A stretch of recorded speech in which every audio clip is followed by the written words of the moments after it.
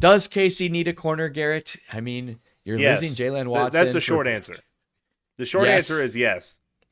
You're losing Jalen Watson for possibly the entire season. Najee Johnson goes down with a concussion. Joshua Williams just got flagged twice and has been asi for, or better or for worse. Roland Wallace let up a couple plays last week, but he had an interception the week before. But he's still a UDFA and still young and learning the offense. Chamari Connor's good, but that depth is getting a little shaky. One more injury, and we're looking at some potential disaster class. But still haven't allowed a 300-yard passer since the Eagles Super Bowl. So, I mean, there's that. But let's look at some trade candidates first. Let's see who's on the block that we could possibly get that have been floated around as names. First one, Tre'davious White. I don't want him at all. I'm sorry. This is a guy who I love. One of a great career Tre'davious White had. One of the more slept on corners in the prime of his career. Gave us a lot of trouble, when he was good. Yes. But it reminds me of an Xavier Rhodes kind of end to his career where Rhodes was just horrible towards the end of his career. And Tre White, if you're not getting playing time on the Rams, being a healthy scratch, any player that's a healthy scratch, it's immediate concern, especially a veteran that you brought in to alleviate that issue. So for me, no. Yeah, no, definitely. I'm in total agreement there. Jonathan Jones of the Pats. He's fast. He's on the last year of his deal. He's cheap, only $3 million. He's also not really had a great season, and I just don't think it. Now, I don't think he does anything better than anyone on the roster. I will say, he is fast.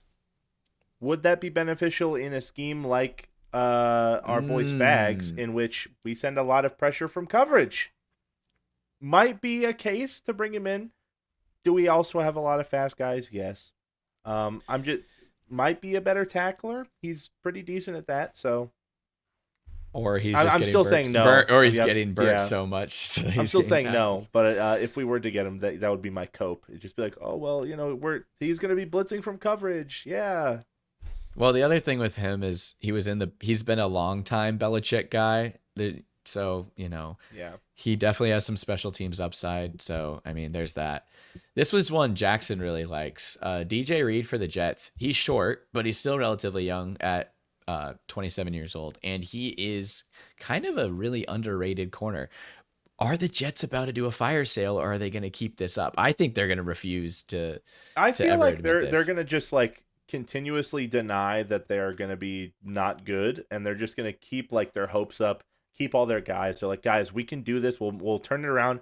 As Joe Burrow says, we only got to win 7 of the next 9. It's easy, dude. They're gonna just keep deny, and then it's gonna come back to bite them. That does seem kind of like what the Jets would be thinking right now. We got to win the 7 of the next 9. They probably need 9 of the next 9, honestly. Yeah, I like it. I would actually be pretty happy about it, but I mean, I don't see it happening. But if it does, that'd be great. Sure. I believe he went to K-State. Is that correct, Jackson? I just because, for some reason, we also love to bring in local heroes. I mean, Tershawn Wharton out of Missouri S&T. So, get those guys that grow up loving the Chiefs. And then did, in fact, go to K-State. Thank you, Jackson, for that. You're welcome. Welcome back, by the way. Yeah, I just wanted to give him some FaceTime, guys. It's good to be back, guys. All right, we just pop them in. We take him out, allow him to give his spiel, and then we throw him back in. We just kind of pull him up from the depths. He's been a great help to this podcast, honestly. He's been really fun to have on. I mean, we're all high school buddies, so reconnecting since graduating college has been a fun little adventure. Also, he goes to Iowa State. I went over to Iowa State, and it was a wonderful time over there in Ames. But moving on to the last corner that we could trade for that I would want, I guess, or would bring up as a possibility. Jaycee Horn out of the Panthers. Listen, Panthers, you're selling stuff to the Ravens. Let us in on the action. Jaycee Horn, final year of his contract, under $1 million in cap hit right now. So he's a young stud at 24 years old, son of a great Joe Horn, and just been injured. All these guys honestly struggle with injuries, but he's been injured his entire career, it feels like. But that he's shown so many flashes of being a top corner. This could be a move where Veach, kind of like a Tony move, like really buy a young player low and hope that they could reach their potential. But unlike the Tony move, I think this would actually work. Yeah. And there's kind of two sides to this coin for the trade. It's like, yes, I feel like we'd have to overpay in terms of value, but if we did get him, like you said, he's really cheap, fits in our cap space really well, and he's young, has a lot of upside, possibly could extend him if he plays well if we got him. Do I think the Panthers move on from him specifically? No.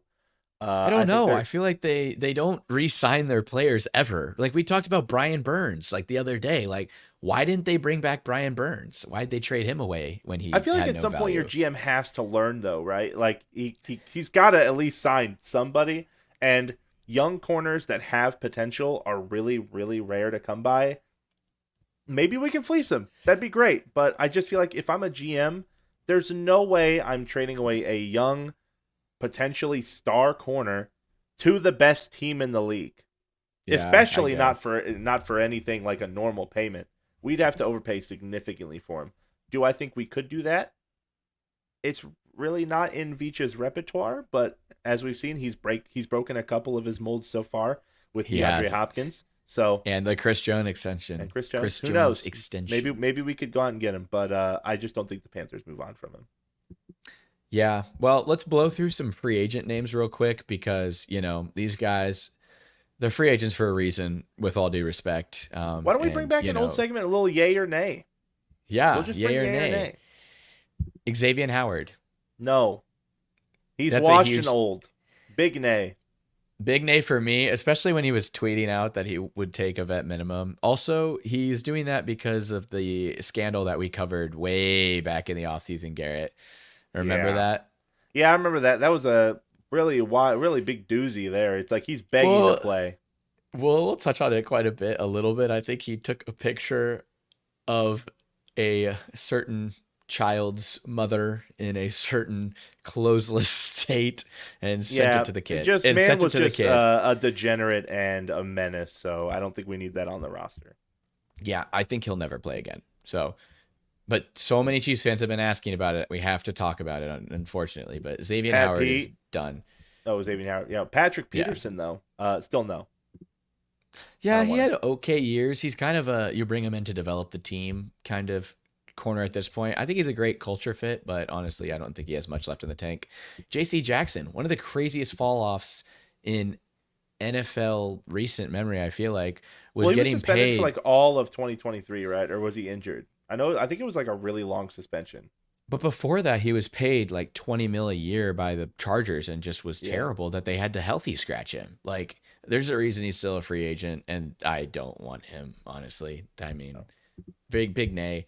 Troy Hill, the Panthers were kind and released him from their team because he's a vet that wanted a fresh start somewhere else. So they released him a couple weeks ago. He's okay, He's been on the Rams. I think he might. Jackson, was he on the Rams Super Bowl winning team? I know he's been on the Rams a lot and was their solid CB2 for a while. But again, a guy that doesn't really have much left in the tank. I feel like, he has more ups. I think he has more quality left of play, but I think his ceiling is much smaller. It's kind of very middle of the road. Like probably more leaning nay than yay, but could flip. Who knows? Tre Flowers, nay.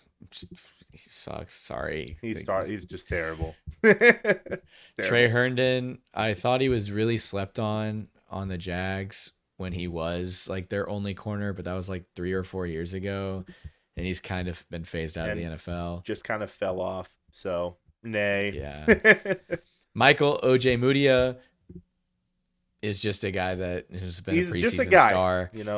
He's played for the Broncos against us, and he's had some he's played a little bit, but honestly, it just gets so weak at corner on free agency that this is about the best that we got. And then finally, Jerry Jacobs is one of the most confusing free agents. And Jackson did say that Troy Hill was on the Rams for their Super Bowl. So Troy Hill is already a ring winner. Good for him. Got a ring. Look, that just now he's good. Now he's done. He's done. Well, I feel like he might have something left. The Panthers are giving him a chance to go test the market, but it might not be with us because I still think our corners are better and have higher potential. Jerry Jacobs, 3 interceptions last year, has only played in 3 NFL seasons, is 26 years old. He played for the Lions last year. Why is he a free agent? I really don't get it. Is there some off the field issues? Is there has to be something, right? Is there like a gambling thing? At least some team would like just try him out, right? Like even for like a practice squad. Yeah, or maybe he's like getting in these deals and they're like, well, we want to try you out on the practice squad first, and he's just saying no. I know the Rams were like dabbling with him this offseason a little bit, but he didn't end up really playing for the Rams. So Jerry Jacobs, because of how weird it is that you're still a free agent, I'm hesitant, and also maybe other teams are too. But 3 interceptions with the Lions last year, and their secondary was terrible. I thought he stepped up and stepped in when they needed it. So I don't know. You know what? They've all been nays. I'll give him a yay. Why not? I was going to say, out of all the possible corners that we could get, that would probably be the only one where it's like, all right, cool, that works. And that's a solution for a temporary problem. Because I think Spags will find somebody to play corner. And you know what? I'm not opposed to Hicks playing the slot and just having, I guess Josh Williams has to play outside. So it's hard to find that outside corner, honestly. But like you said, if we go one more down, right, then it gets into some really sketchy situations. Well, and Jerry Jacobs is, I feel like, a slot. So, there's that. But yeah, so not a lot of optimism, honestly, guys, in the corner market. So if you're a Chiefs fan dying for Veach to make a move at corner and he ends up not, then we'll just know that it's because our corners are better than the guys that are available on the trade market or that are available on free agency, because it's hard to get a corner midseason. I mean, you need really the depth at that position. If I have a good corner 4, I'm not trading him away. If I have a good corner 5, maybe I consider trading him away. But I mean, even then, he's probably a good special teams guy. Exactly. So why would I get rid of him? So hard to get a corner and hard to sign one off the free agency.